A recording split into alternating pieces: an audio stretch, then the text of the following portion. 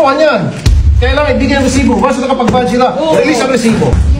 Good. Senator Raffy Tulfo uminit ang ulo dahil sa bulok na sistema na pamamalakad ng isa sa mga MWO sa Middle East. Ito'y dahil sa sunod-sunod na reklamong natanggap mula sa mga overseas Filipino worker na umano'y pahirapan ang pagpapaverify ng contract verification at piling pa umano mga entitled ang mga in charge sa opisinang ito. Bigyan nyo na agad yung resibo once nakapagbayad sila para hindi sila maghintay doon sa labas. Pinapahaba niyo yung sistema. Ikinatuwa ng mga overseas Filipino workers ang ginawang pagsermon ni Senator Raffy Tulfo sa mga tauhan ng MWO sa Dubai. Ito'y matapos na bilang pagsulpot ng senador na walang pasabi na nagresulta ng pagkataranta ng mga tauhan ng Migrant Workers Office sa Dubai.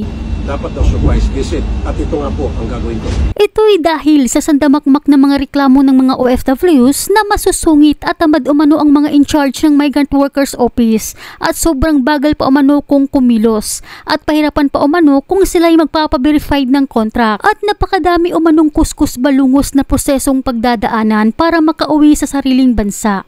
Kaya't napipilitan umanong mag-absent sa trabaho ang ilang mga OFWs para pumila lang ng maaga.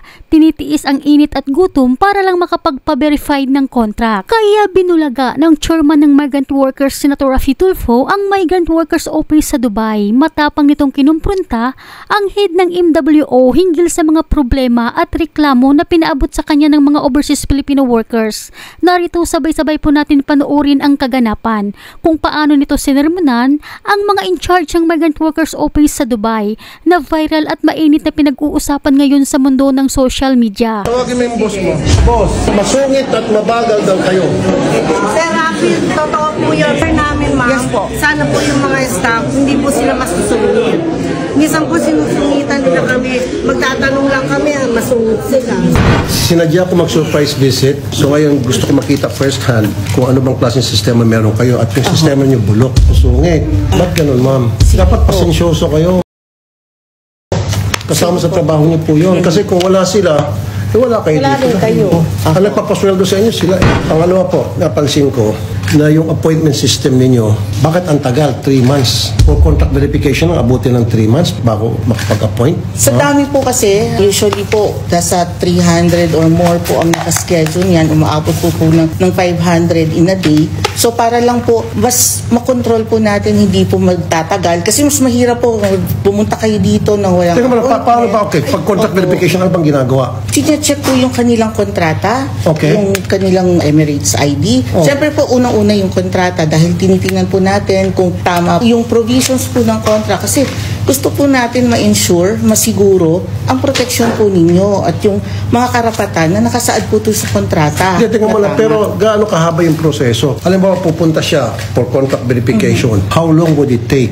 Mabilis lang naman po yung ano. Opo, gaano kabilis? Kaya po mabagal kasi konti po siguro yung staff nyo. Isa rin po. Isa pa rin. O, dagdagan natin yung staff ninyo. Yun pa rin po. Kaya po nung Monday ko, pumunta ko dito, sabi bumalik ako. Kaya ngayon ako bumalik, Friday. Ang tagal ko na dito. Kaya maaga pa lang alas 6. Kailan po ang flight ni... Mamaya na.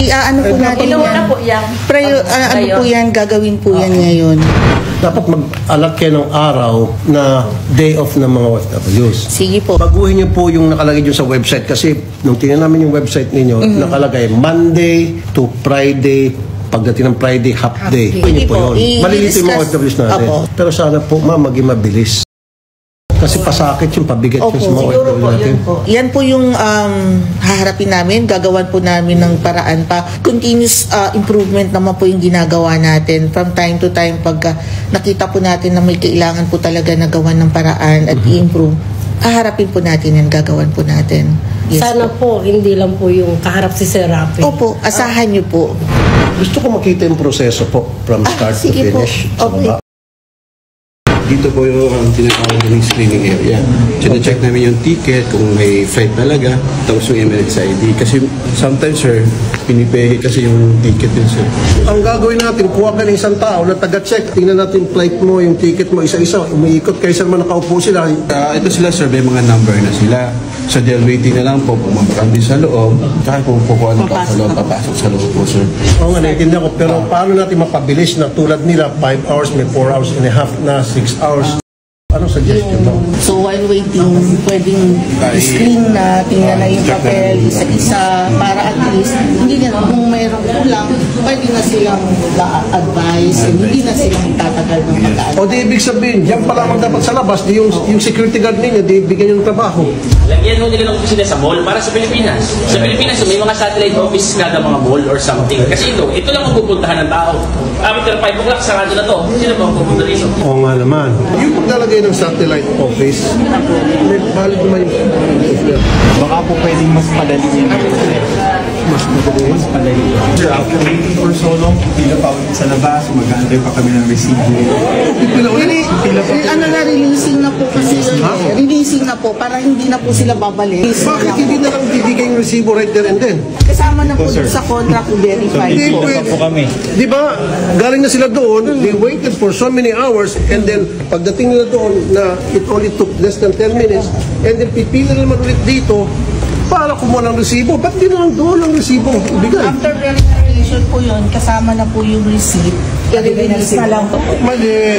Iniwan na nga ako ng driver namin. Kasama po sa releasing ng naka-attach na po yung doon sa Hindi nga ma'am, may Saan na pagbayad, ibigay na lang agad yung Correct. resibo.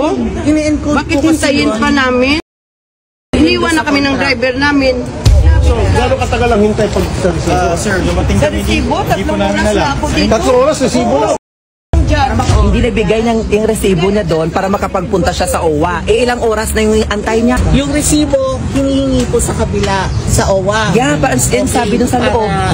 Oo, hindi pa nabigay sa loob yung resibo. Paano siya Tara makapunta ma'am, sa OWA sabihan doon? natin, ibigay yung resibo. Tara. Ma'am, ibigay niyo na agad yung resibo once nakapagbayad sila. Kalokohan yan. Kailangan ibigay yung resibo once nakapagbayad sila. Release ang resibo. Good. Para hindi sila maghintay doon sa labas. Pinapahaban yung sistema. Sa kabila ng ginawang pagsermon ni Senator Raffy Tulfo, nanawagan ang ibang OFW na mas mainam pa umanong palitan lahat ng empleyado sa Philippine Consulate Dubai dahil mga tamad umano ang mga ito at masusungit pa umano ang ibang mga empleyado. At higit sa lahat, lagi daw wala sa kanilang pwesto ang ibang empleyado.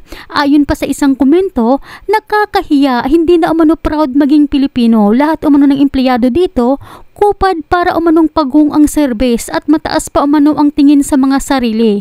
Pareho-pareho umano ang serbisyo ng Riyadh, Jeddah at Dubai, kaya dapat lang umanong palitan ng mga maayos na magtatrabaho. Ano ang masasabi nyo dito mga kababayan? Bilang isang OFW, pabor ba kayo sa panawagan ng ibang OFWs na palitan ang mga tao sa MWO? Pakikomento ang inyong saloobin patungkol sa bagay na ito. Salamat at palagi po kayong mag-ingat.